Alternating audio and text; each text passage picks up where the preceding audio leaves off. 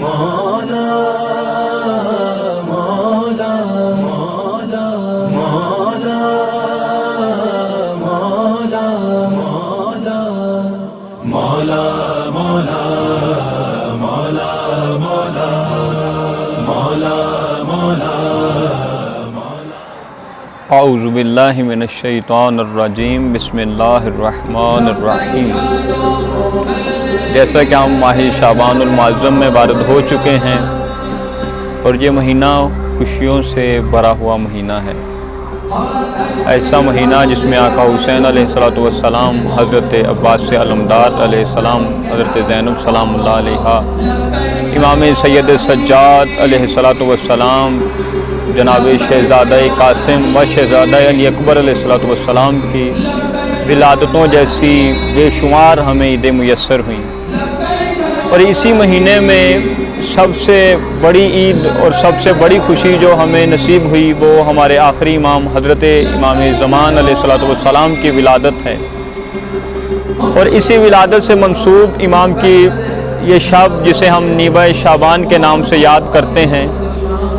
یہ امام علیہ السلام کی ولادت کی رات ہے، اور اسی رات کو ہم جاگ کر امام علیہ السلام کے ظہور کے لیے دعائیں کرتے ہیں۔ امام علیہ السلام کے ظہور کے لیے جہاں ہم سمجھتے ہیں کہ کافی نہیں ہے کہ ہم فقط دعا کر کے سمجھیں کہ ہم نے اپنے حصے کا کام تمام کر دیا،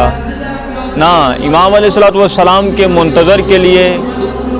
جو امام علیہ السلام کے دوستان میں سے ہے، جو امام علیہ السلام کا انتظار کر رہا ہے، اس کے لیے چند چیزیں ضروری ہیں کہ وہ امام علیہ السلام کے لیے کچھ کام جو ہے وہ انجام دے۔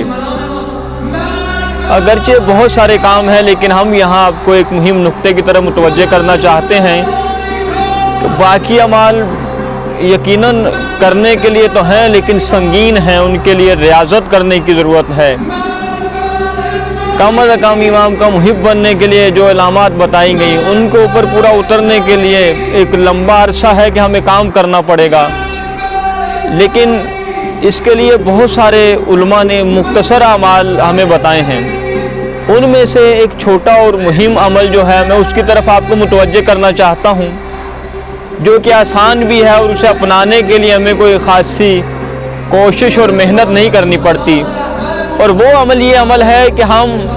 جب درود پڑھتے ہیں اللہم صلی علی محمد وآل محمد، اس کے آخر میں وعجل فرجہم کا اضافہ کریں۔ یہ ایسا مختصر عمل ہے کہ جس کا بہت زیادہ ثواب ہے، اور اس عمل کے لیے